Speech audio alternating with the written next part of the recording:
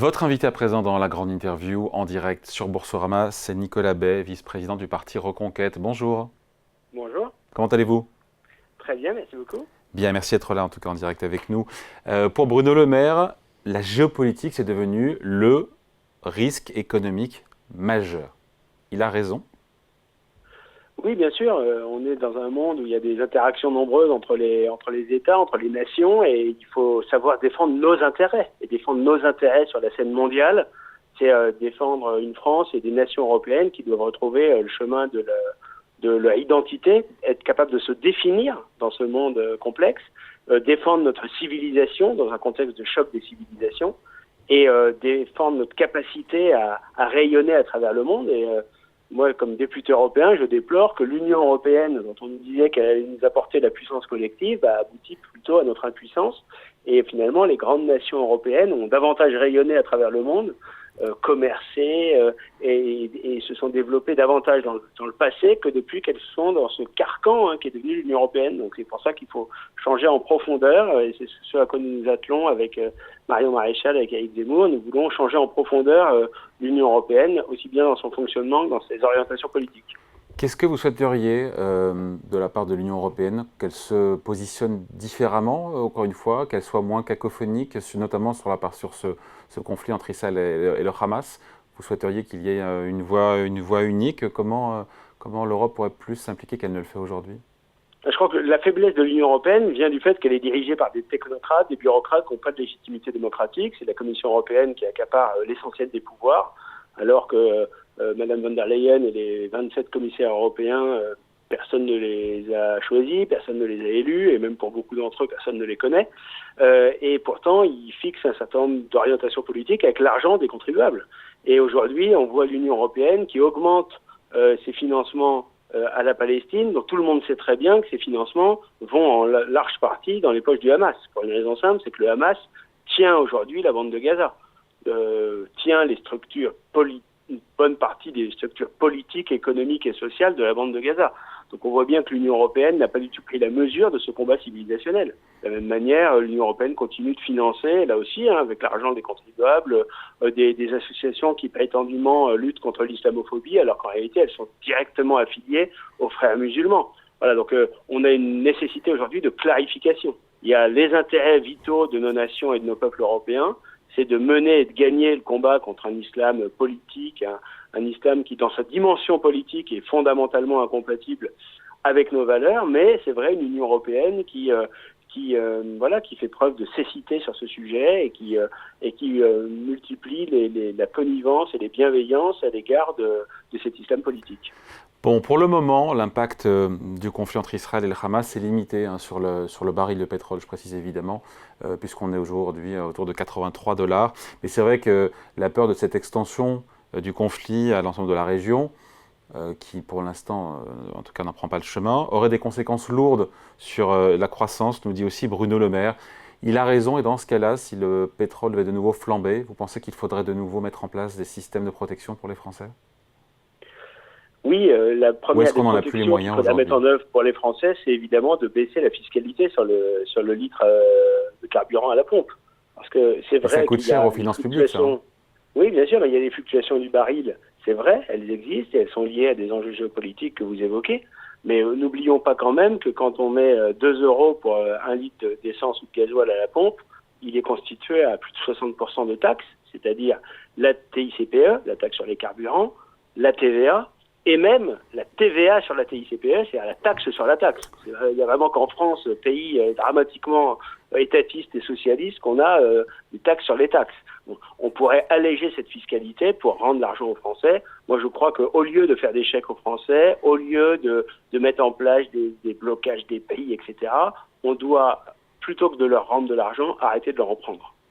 Arrêter de prendre en amont, parce que la France est l'un des pays les plus taxés au monde. On a 47% de notre PIB en prélèvement obligatoire, l'un des pays les plus imposés au monde. Et donc il est temps, pour oxygéner notre économie, pour donner du pouvoir d'achat aux Français, eh bien, d'arrêter de les taxer à tort et à travers. Comment on fait quand on a 5% de déficit public? Comment on fait quand on a 5% de déficit public? Eh bien, on baisse la dépense publique et la dépense sociale, et notamment la dépense sociale qui profite au monde entier. On a une immigration qui nous coûte des dizaines de milliards d'euros par an.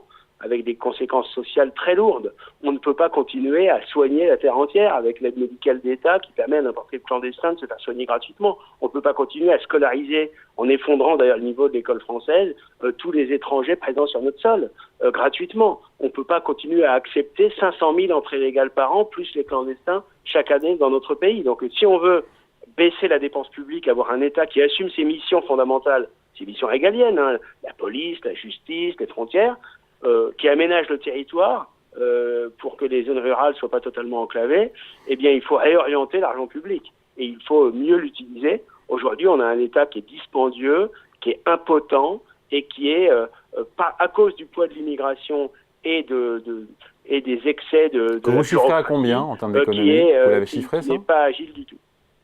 Vous l'avez chiffré, les économies là-dessus, sur ces dépenses sociales? Il y en a d'autres qui l'ont fait. Nous, comme mouvement politique, on essaye d'avoir une évaluation la plus fine possible, mais le magistrat Charles Prats avait évalué la fraude sociale, les différentes fraudes sociales, à l'assurance maladie, à l'assurance chômage. Il y a beaucoup de chiffres qui avaient circulé là-dessus. Autour de 70 à 80 milliards par an.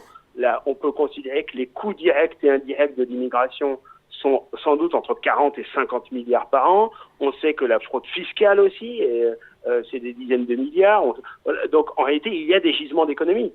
Ils existent. Mais ce qui manque, c'est pas des lois nouvelles pour atteindre ces gisements d'économie, c'est de la volonté politique. La volonté politique, c'est d'arrêter d'être un espèce d'espace ouvert où tout le monde peut entrer, où l'étranger qui entre même illégalement a non seulement la certitude de ne jamais être expulsé, mais il a même la certitude d'être tôt ou tard régularisé, puis même souvent naturalisé sans avoir fait le moindre effort d'assimilation et sans avoir même la perspective d'avoir un emploi. Le drame, quand on évoque la question migratoire, c'est qu'il y a des flux migratoires importants vers l'Europe et l'Europe ne protège pas nos frontières extérieures, mais en Europe, il y a deux catégories de pays. Il y a des pays de passage et des pays de destination. L'Italie est un pays de passage, la France est un pays de destination, et souvent du pire de l'immigration, parce que ceux qui veulent travailler vont souvent en Allemagne pour travailler dans les industries allemandes, mais ceux qui veulent vivre des aides et des avantages sociaux et obtenir via le droit du sol la possibilité pour leurs enfants de rester définitivement dans notre pays, eh bien ils viennent en France.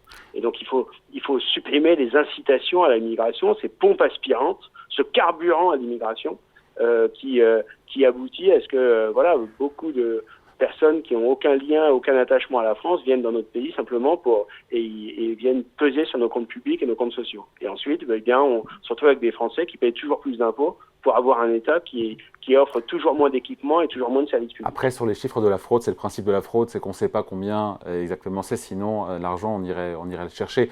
Parfois, certains disent qu'il ne faut pas surévaluer non plus et parler de pactole sur les sommes qui sont en jeu. Oui, enfin, on sait que ce sont des sommes considérables, effectivement, qui sont difficiles à quantifier, mais il faudrait déjà avoir la volonté politique de mettre fin à ces fraudes. Par exemple, la fraude à l'assurance maladie, le simple fait de supprimer de la circulation les millions de cartes vitales surnuméraires et de mettre en place des dispositifs sécurisés de cartes vitales biométriques permettrait sans doute d'endiguer en partie la fraude sociale à l'assurance maladie. Sur les caisses de retraite, on sait très bien, il y a eu des études qui ont été faites qui ont montré qu'il y a des étrangers qui ont vécu à une période en France, qui sont revenus dans leur pays d'origine, qui continuent de toucher des retraites ou dont les familles touchent des retraites françaises alors qu'ils sont morts depuis des années.